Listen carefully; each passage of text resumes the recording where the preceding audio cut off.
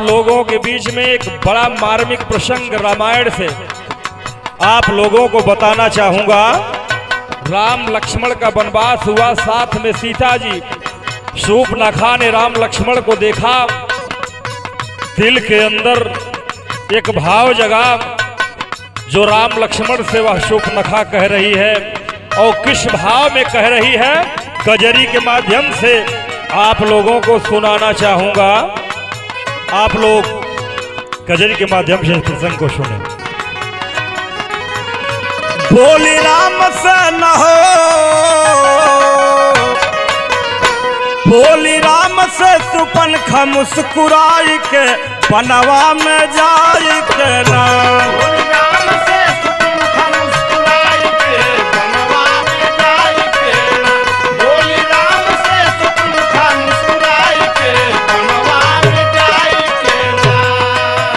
राम करो मुझसे शादी, रहो वन में आजादी,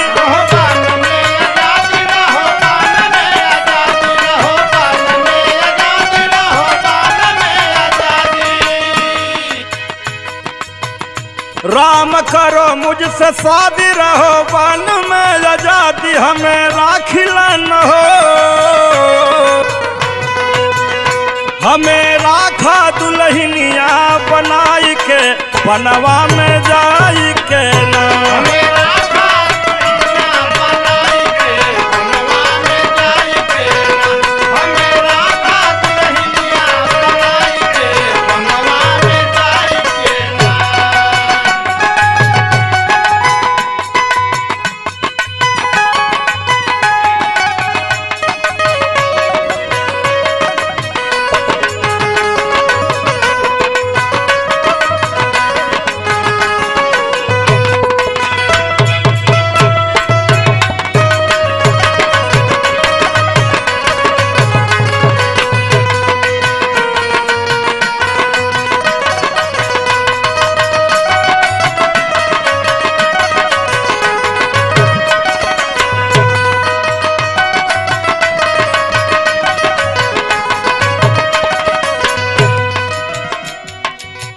राम दिए नहीं साथ, गई लक्ष्मण के पास, गई लक्ष्मण के पास, गई लक्ष्मण के पास, गई लक्ष्मण के पास, गई लक्ष्मण के पास।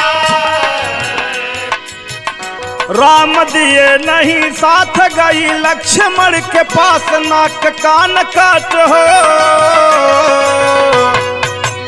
नाक कान काट लखन जी गुस्सियाई के बनवा में जाई के ना। नाक कान काट लक्ष्मण गुस्सियाई के बनवा में जाई के ना।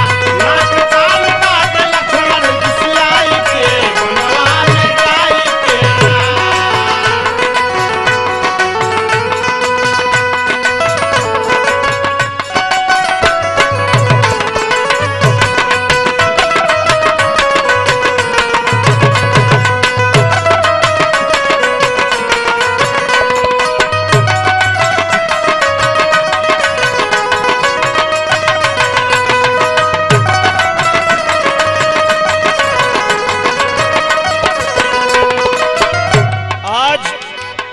शूर्पणखा का नाक कान कट गया।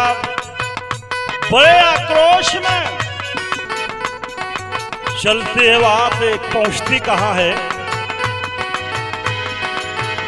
गई खरदूसर के पास, देख बहन के हालात,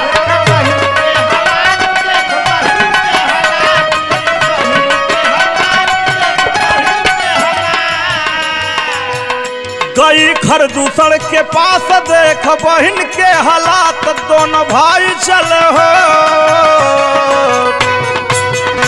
दोनों भाई चले सनवा सजाई के बनवा में जाई के ना। दोनों भाई चले सनवा सजाई के बनवा में जाई के ना। दोनों भाई चले सनवा सजाई के बनवा में जाई के ना।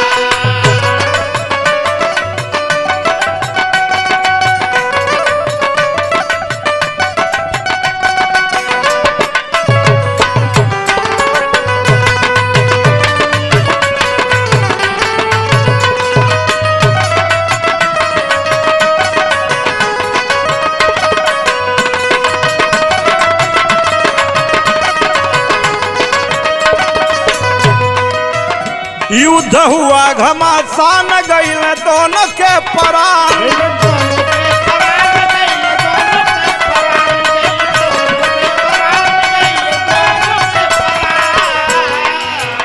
युद्ध हुआ घमासान गईल दोनों के प्राण। सूर्पनखा लंक हो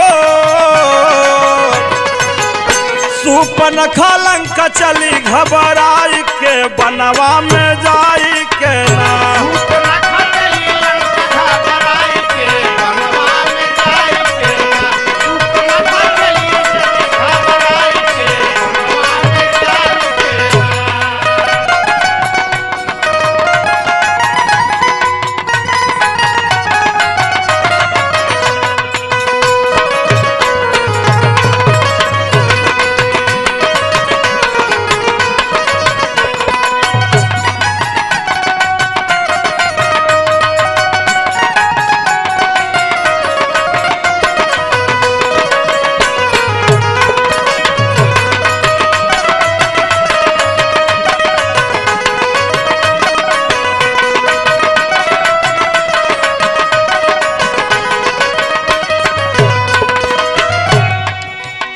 बहिन रावण के बताई लिए पीड़ा उठाई।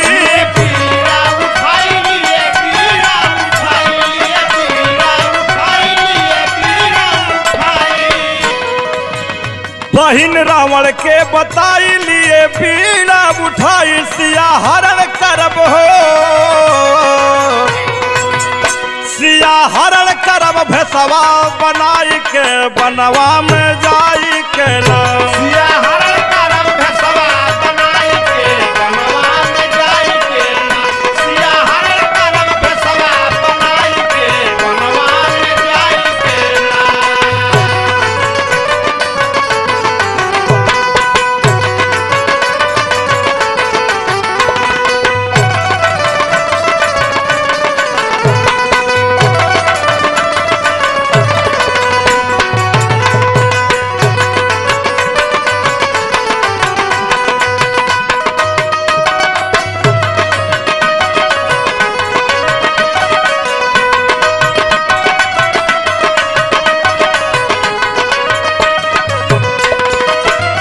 माया राम बाबूलाल यादव जगन्नाथ ग्वाल।